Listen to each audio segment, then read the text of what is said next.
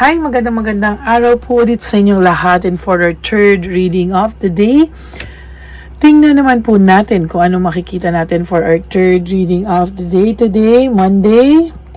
Sana ay napanood nyo na po yung dalawang timeless readings natin bago po kayo tumalon dito po sa ating third reading of the day, no? Ano kaya ang gagamitin kong baraha, no? Teka, hanap tayo ng feel kong gamitin, ano? Wait. Parang gusto ko ng kakaibang baraha.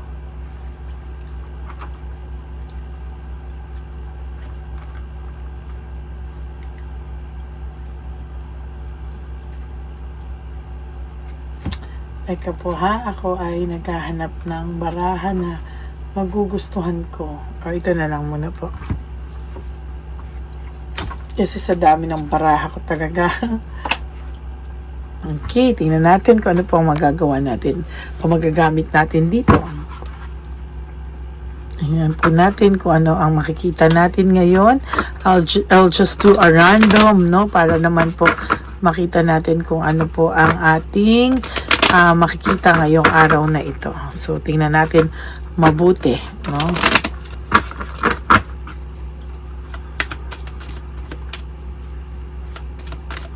Okay. Ano na lang pala po ang gagawin ko, random, no? So, tingnan po natin ngayon kung ano po ang makikita natin sa ating random, no? Walang kapahingahan ang taong ito, no? Sa totoo lang, gustong-gusto niya pong magpahinga, gustong-gusto niya po lahat umayos, no? And sa totoo lang po, pagod na pagod ito, and talagang naghahanap siya ng kapahingahan or talagang gusto niya pong mag-rest, pero hindi po siya nagkakaroon ng katahimikan, ng rest, no? And talaga, ayan, wala po siyang new beginnings. That in reverse is about parang wala siyang bagong panimula sa buhay niya, and sa nakikita ko po ay talagang magulo po ang kanyang mundo, no? Hindi siya talaga nakakatulog, no? Hindi siya nakakatulog, and sa nakikita ko po sa kanya, gustong-gusto niya pong mag-rest, gustong-gusto niya pong magkaroon ng new beginnings, ng endings, at hindi po siya nakakatulog sa gabi. So most of the time po, no, talagang nahihirapan po ito, and talagang gulong-gulo po ito, no?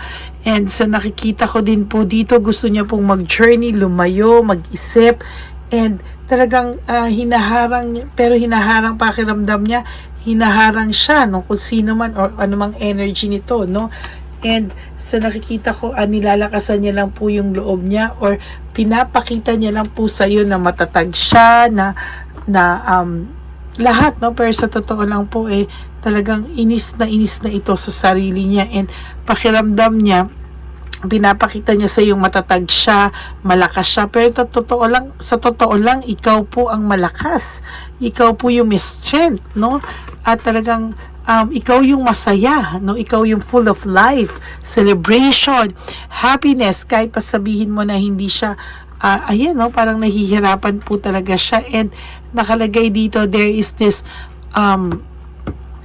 namimiss niya yung iyong pagiging generous, kasi simula parang hindi ka na daw po ganyan sa kanya, no? Or nagbago ka na daw sa kanya. Parang sinasabi niya, namimiss niya na kasi parang hindi mo na ginagawa sa kanya yung mga bagay na ginagawa mo talaga lang, no, sa sarili niya, and nahihirapan siya, and hindi niya po pinapakita, or ayaw niya mag-isip, no? Ayaw niya mag-reflect, ayaw niya mag-isip sa mga oras na to. Feeling niya parang gusto niyang dead ma lang muna siya sa earth, dead ma lang muna siya, gusto niyang magpahinga lang muna talaga. Pero nagsusumiksik ka po sa kanyang isipan, ano? Hindi po siya grateful sa mga bagay-bagay, kahit magkaroon to ng magandang blessing sa kanya, or hindi siya magkaroon ng blessing, wala, dead ma siya at all sa life niya. And pagod na pagod daw po siya, no? And there will come a time na sa pagod niya, hihingi pa rin to ng tulong sa'yo, or sa'yo pa rin po siya lalapit para humingi talaga ng tulong, no? And kasi kahit po sino ang lapitan nito, parang pakiramdam niya sinasaksak lang siya, and wala pong pakialam sa kanya, no? Feeling niya po sa lahat po ng kagandahan na ginawa niya, or feeling niya po sa lahat ng mga akala niya kakampi niya, sinaksak lang po siya ng sinaksak sa likod. And true enough, talagang hirap na po ito, no? And sa nakikita ko po, siya po yung tipo ng iyak na siya, no, sa mga nangyayari sa kanya ngayon, and pero pinapakita niya pa rin as because of pride, no, na okay lang siya, pero the more na pinapakita niya okay siya, hindi po siya nakakatulog, no, and very unstable po itong taong to when it comes to finances or financial niya. Parang gusto niyang sumigaw sa mundo, parang gusto niya ipakita na parang hirap na ako, and yet ito pa rin lahat ang nangyayari, no? Parang wala na siyang nagkakaroon po siya ng self-pity, no? Pakiramdam niya talunan siya. Pakiramdam niya marami siyang bagay na hindi niya deserve. Marami siyang bagay na umaaray na siya, and hindi niya po akalain, no? Parang ayaw niyang pinag-uusapan siya. Feeling niya chinichismis siya, no? Parang feeling niya walang kahit sino ang dapat makipag-usap sa kanya, and hirap na hirap po talaga to, no, sa totoo lang. And sa nakikita ko talaga is wala rin siyang motivation, wala siyang kagana-gana sa mga nangyayari sa buhay niya ngayon, no? And ang dami niyang responsibilidad na nagiging burden sa kanya, no? Marami siyang responsibilidad na ang pakiramdam niya po ay hindi niya alam ang kanyang gagawin, ano? Malungkot ito, and sa nakikita niya, yung pangarap niya po talaga ay parang nawala ng parang bula, no? And sa nakikita ko, sobrang hindi niya alam ang gagawin niya. Naiisip niya yung connection niyo na sinayang niya. Ngayon na niya nalalaman na yung lahat pala pong ito, sa totoo lang, ay napakaswerte niya na nung time na nasa siya. Hindi niya nakita na ang swerte ng buhay niya, ang sarap ng buhay niya sa piling mo, no? Parang binaliwala niya lang po lahat ito, and ngayon niya napapag-isip yan, ina-isolate niya yung sarili niya sa mga tao sa paligid niya kasi ayaw niya pong pagtawanan siya. To tell you honestly, no, ang saya-saya na sana ng buhay niya, pero ayan, no, sugod siya na sugod sa isang bagay na hindi pinag-iisipan. Sugod siya na sugod sa mga hindi niya po akalain na makakaramdam siya ng ganyan, no? And true enough, no, panay-away po ang nasa paligid nito, away dito, away doon. May mga kaaway siya, parang aburdo siya sa mundo, parang lahat na lang ng negative vibes sinalunan niya, parang pakiramdam niya nag-iisa siya sa mundo, pakiramdam niya ang dami niyang pakiramdam, and lahat po yan ay self-victimization, ano? Siya po ang gumawa sa sarili niya niyan, and sa nakikita ko, gulong-gulo po siya, no? And talagang struggling ito sa buhay niya, no? Kahit po anong itanim nito, talagang ang ipapalit sa kanya, kahit alam mo yun, kahit medyo maganda na yung ginagawa niya, pero parang binabalik sa kanya talaga is still kamalasan pa din, ano? Kasi nasaktan ka nito, no? Wala siyang pakialam, makasakit siya, talagang ang pakiramdam niya talaga is nung una is parang baliwala lang na nasaktan ka niya, no? Pero ngayon aray na po siya, and kung nakikita mo po talaga sa lahat, talagang wala tong ka-blessing, no? Aray, saklap naman ito. Wala siyang ka-blessing, and talagang magulo po yung kanyang buhay, no? Parang ang pakiramdam niya, umaaray na siya sa sakit, no? Talagang ang daming nagbibetray sa kanya, betrayal talaga, no? And talagang hindi niya po alam kung ano po yung gagawin niya sa buhay niya. And sa nakikita ko po talaga dito, wala siyang direksyon, no? Wala siyang new beginnings, wala siyang endings. Parang siya yung gumawa niya sa sarili niya, and to think, ngayon siya nakakaramdam ng pagkabagabag. Sa nakikita ko dito, siya, no? May pagsisisi siya, pero ayaw niya ipakita, no? Ang gusto niya ipakita sa'yo na siya ay matatag, siya ay malakas, siya ay talagang lahat na lang ng kaplastikan ipapakita niya, no? And sa nakikita ko talaga, hindi siya susuko, no? Kahit na anong mangyari, no? Kahit na siya ay magkamalas-malas, wala siyang blessings, lahat, no? Parang gusto niya ipakita sa'yo na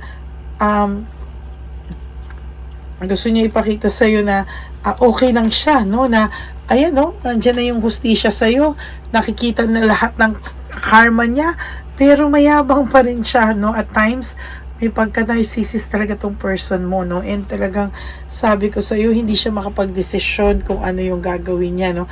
Kahit na siya ay puno na ng karma, kahit siya ay puno na ng lahat ng ayan, no? Nahihirapan siya. And kahit nagsasuffer na siya, mayabang pa rin siya, no? This person is having a mixed emotions, no? Mixed emotions siya, and talagang sa nakikita ko sa kanya, gusto niyang itago, no, kung ano man yung nangyayari sa kanya, no. Ayaw niya pong sabihin kung ano yung nangyayari sa kanya. Binabalanse niya pa rin, pilit niyang binabalanse ang mga bagay-bagay sa buhay niya para siya po ay hindi makaranas ng pagsisisi, no. Though ikaw ay naiisip pa rin niya, kahit anong mangyari naiisip ka niya, and sa nakikita ko sa kanya, sa lahat ng mga ginawa niya sa iyo, wala po siyang natupad sa lahat ng mga pinangarap niya sa buhay, no. As a matter of fact, gumuho pa po ang lahat ng mundo niya, no. Gumuho talaga, and sa totoo lang hindi niya alam kung ano ang kanyang gagawin, no. And talagang mahirap, no, hindi niya alam kung lalo na may mga nag-i-stalk sa inyo, nakikita masaya ka, or pinifake mo din, kasi minsan fake it until you make it ang peg mo din na okay ka lang, no. Pero sa totoo lang, hindi po umuusad ang buhay niya, no. Mas umuusad pa yung buhay mo kahit na fake it until you make it ang peg mo, no. Pero sa'yo, kahit papano, meron kang changes, and talagang nakikita mo talaga na ang buhay mo ay aayos at aayos. Siya, wala po siyang ginagawa, the hangman, ano. Kahit anong gawin nito, talagang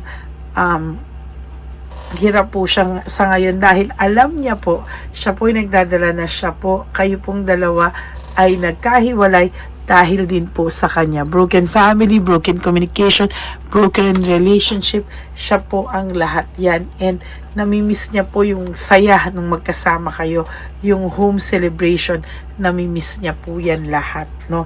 And sa nakikita ko po, kahit po ano yung gawin niya, wala, no, talagang hirap siya, and talagang tatraydo rin at tatraydo rin siya, no. Marami kasi siyang mga desisyon din na hindi pinag-isipan, mga desisyon na parang ganun-ganun na lang niyang dinesisyonan nang hindi niya pinag-isipan ng tama. So yan po ang inyong third reading of the day. I hope na naka-resonate kayo, and if you do, can you please give me a like and comment down below para alam ko naman po kung ano ang emotions nyo right at this very moment. And for those of you who would like to have a private reading with me, you may message me po at Lady Lee Elena. That's LADYLY Elena. Nasa dulo po yan ng ating video. Diyan nyo lang po ako makakontact. That is my only official and legit FB and Messenger account. And ang lagi ko naman pong payo sa inyo is just to live one day at a time. You do 3 things that will make you happy for the day. Prioritize yourself, make yourself happy, and always choose to love yourself, because self-love is still the best love of all. And you have to realize that life is so short. Don't make it shorter by stressing yourself from all the pains and heartaches na binigay sa inyo ng kahapon. Just surrender everything to the divine universe and just let go. And let God write your life and love story. I will be back for another set of reading. Huwag po kayong malulungkot, ha. Magbabalik po ako for another set of reading. And I hope mapanood nyo muna po yung first and second reading bago po kayo tumalon dito sa ating third reading of the day. Okay, God bless you all, and I love you all, and I will all see you again on my next reading. Bye!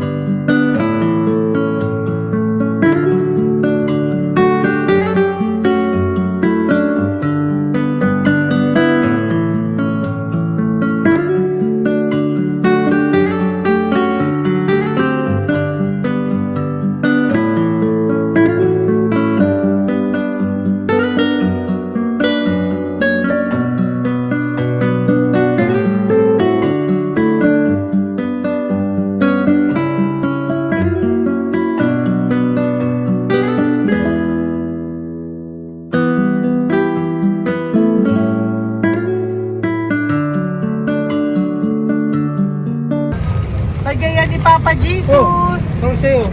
Ito pa nung. Go ahead. Pera. Wala na, that's it. Ito po pera. Ito pa pera, oh. Bigay yan ni Papa Jesus. Kain mo yan, ha? Wala ka na. Okay lang kami. Para sa iyo yan, para sa iyo. Yan ang isip niya pa. Pagkain mo yan, ha? Saan ka pa? Bye-bye. Yung pagkain makunit. Bakit? Taga po, may bibigay lang po kami sa'yo. Bigay po ni Papa Jesus. Yan, para po sa'yo yan. Ingat po.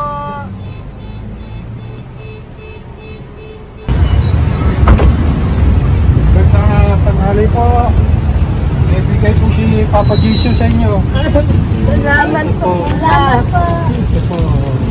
Salamat po. Tigisa po kayo sa Pampaw. Thank you po. God bless po, nanay. Apo. Salamat po. God bless.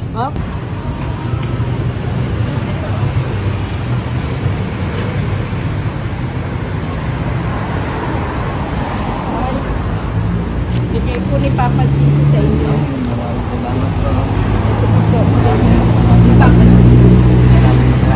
God bless po. Kuya, pangkain mo po yan, ha? Tayo ka ba nandyan? Hindi po. Dito po na nagtimpahan po. Ah! Sa music ministry. Doon ka nakapwesto. Opo. Sige po, bye po.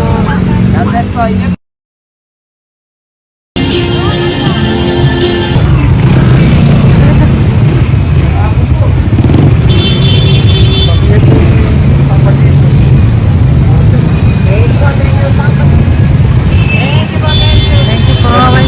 Meron pa eh. Bigay po yung Papa Jesus. Yan.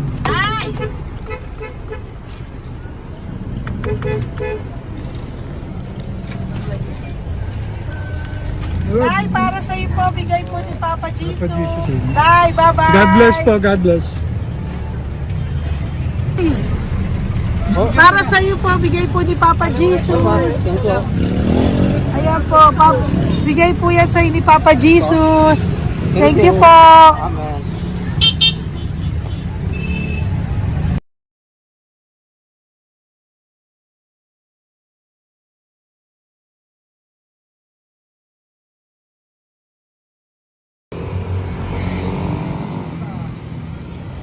Bigay ni Papa Jesus.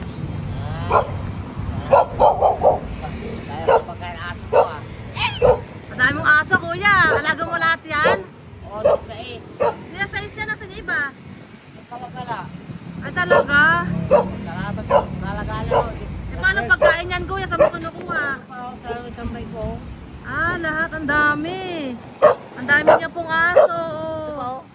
Oy, ang daming aso ni kuya. Isais. May nagbibigay sa inyo pagkain. Nangangalakal ako.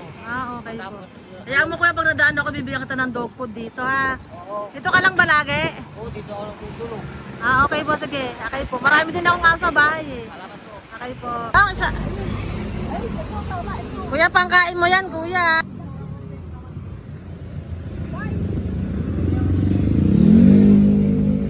Nangangalakal ka, kuya? Sige po. Thank you po. Maraming salamat, ma'am.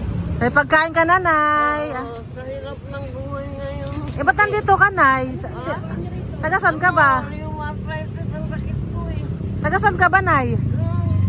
Sa plado eh. Sa Pladway.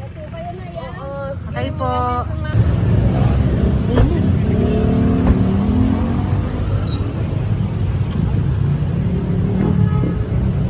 Nay! Bibigay ako sa'yo. Matandaan mo na ako. Ito. Hapon po. Si tatay. Si tatay. Thank you, Nay. Bye po.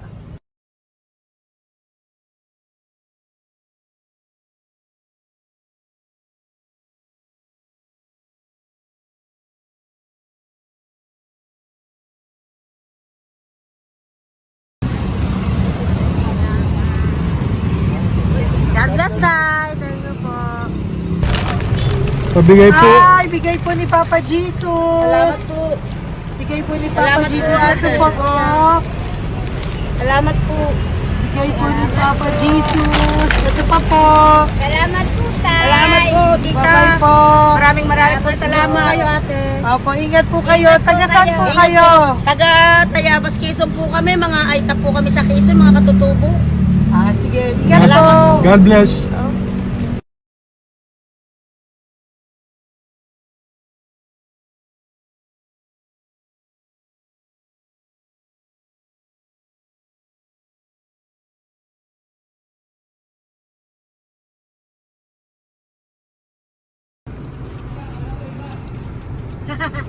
Tay, Tinatawag niya bigay po ni Papa Jesus. Thank you po. Ayan po. Sobrang Ang sipag mo naman, tay. sipag niyo naman po. Kanina po kasi taglagas ngayon, taglagas. O, pang merienda niyo po yan, Sige po, ha? salamat po sa inyo. Tapos yung road bags po, Kala ko uwi sino niyo po. binubusinahan niya eh. Sige Sige po, na bye-bye po. Sige po, salamat po. Bye-bye.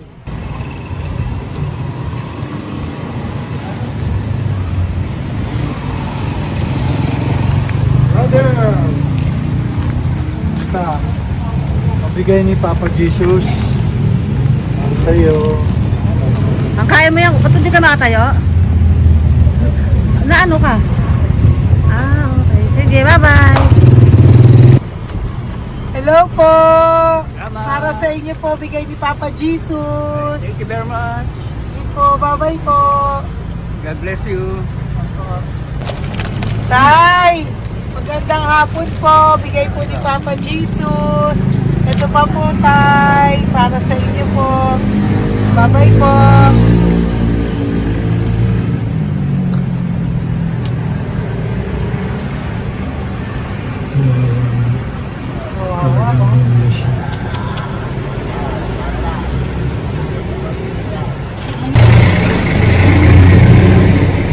Ate. Ate, lang. Baka maano siya. Ito po, bigay po sa'yo ni Papa Jesus. Ito pa po, pera po. God bless po. Okay. Taga saan ka po? Sige, ingat ka po, Hello po, magandang hapon po. Ano po? Bigay po sa'yo ni Papa Jesus. Thank you, madam. Tsaka ito pa po, para po sa'yo. Salamat. Thank you po, ingat po. Thank you, ma'am. Sige po. Salamat. Akala ko, ma'am, bibili. Ay, hindi po, para sa'yo po yan. Bye-bye Thank you, po. ma'am.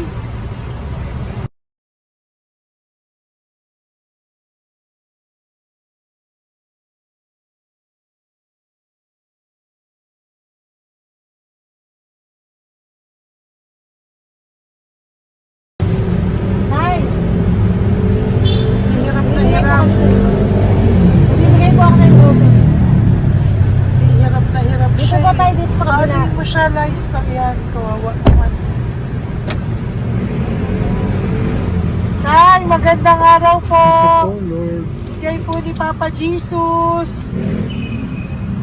Ay, ito po, ano, pangdagdag po. Pagdagdag po, bigay po ni Papa Jesus. Thank you po. Thank you po. Kawawa naman. Diyos ko, hindi na siya makaano po.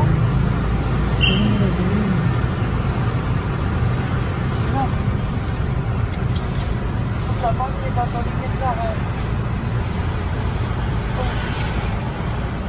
Ano kami yun, narinig ko lang. Siyempre, ang bigat niya.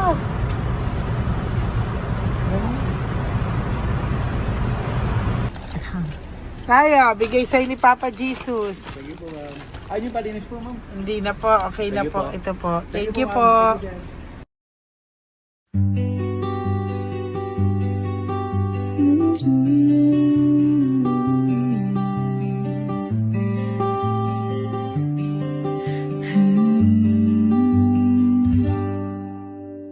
Nasa panahon ako ng kalungkutan, panahon na hindi ko alam ang gagawin.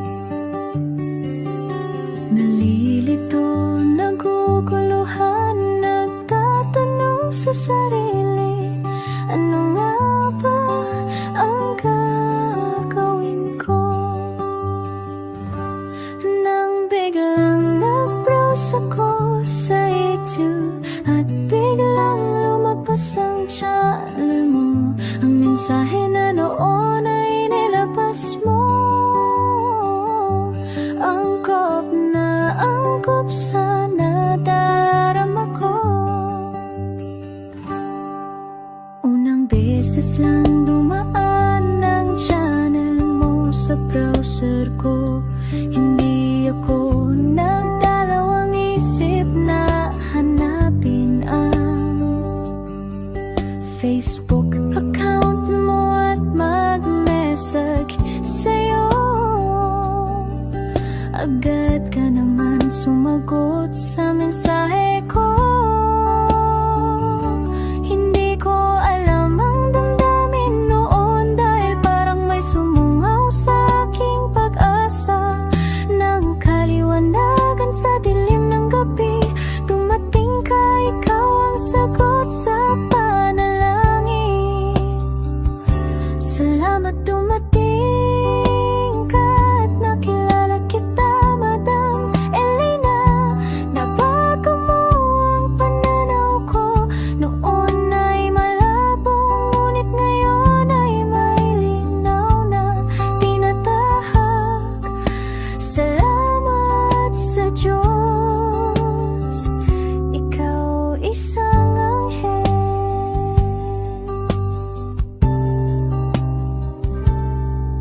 na inihulog sa lupa upang kami ay tulungan na magkaroon ng linaw sa buhay. Pinadaan sa'yo ang mensahe na nais iparating ng ating lumikha. Salamat sa